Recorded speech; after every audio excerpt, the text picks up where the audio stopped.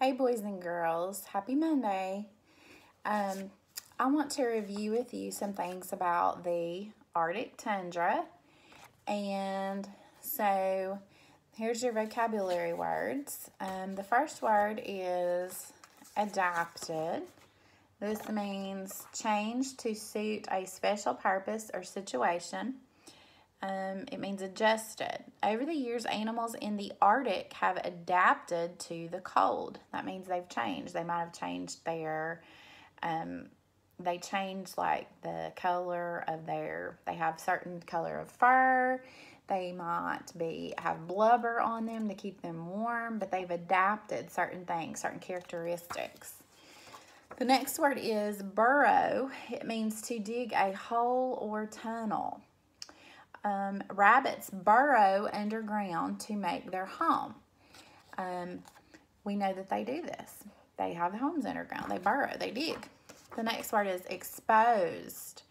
Left unprotected, put out in the open with no covering. His bike, which he stored outside, became rusty because it was exposed to the rain. So if you leave your bike outside, it might get rusty because it's exposed to the wind and the rain and the snow. So exposed. The next word is tundra, a treeless area in a specific part of the Arctic. So if it's treeless, there's no trees, then it's called tundra. And we've talked about the Arctic tundra. No trees, treeless. Okay, so those are the words that we have talked about with the Arctic tundra.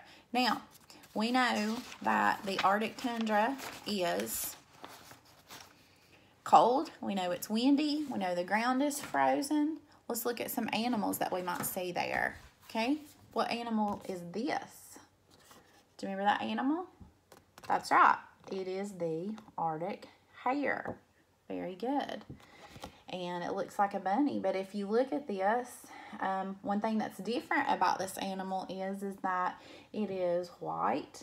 And so if you think about that, the reason being is because in the Arctic it snows a lot, so you've got the adaptation of it having that white fur so that it blends in with its environment. It's camouflaged.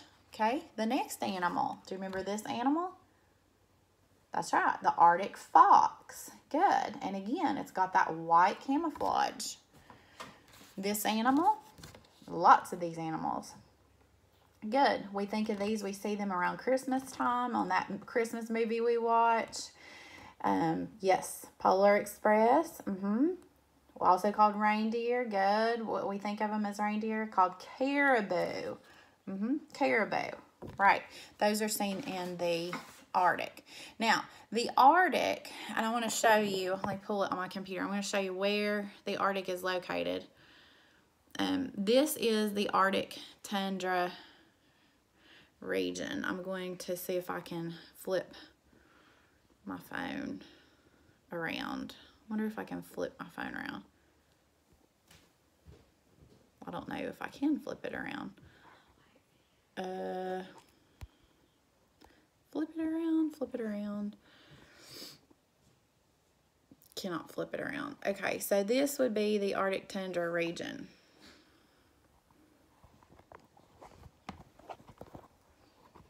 Can you see that? Okay, so you've got your, right in the center here would be your line that goes across the center, would be your,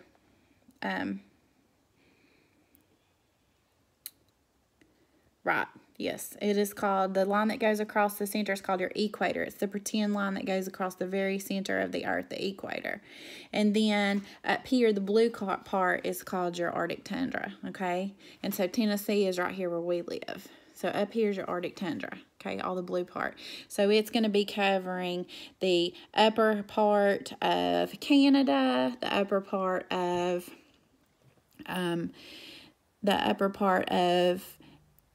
Alaska, and then over here on some other continents, okay? All right, now, flip back to me. All right, here we go. Haha, we did it. All right, now, let me show you some other animals we've got. All right, the polar regions are at the top and the bottom of the world. This is life in the freezer.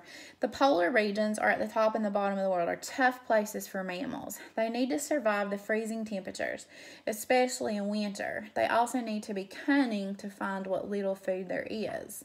Young polar bears spend up to 2 years with their mothers. And there's the young polar bears. And it says, the enormous polar bear is one of the world's largest land-based carnivores. It has thick white fur, which keeps it warm in the freezing cold and camouflages it in the white snow.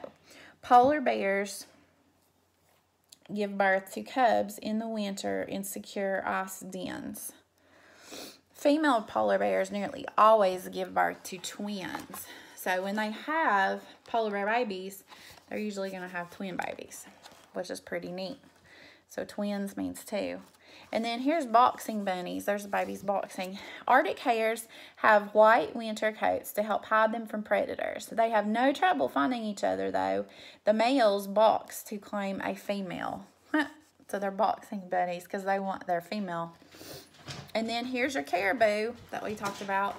It says caribou have hollow hairs on their bodies to help keep them warm, and thick furry hooves to stop them from sinking into the snow. So see, that's how they've adapted. They've got their hooves to keep them from sinking in the snow. Caribou are migrating animals traveling enormous distances in huge herds in search of food.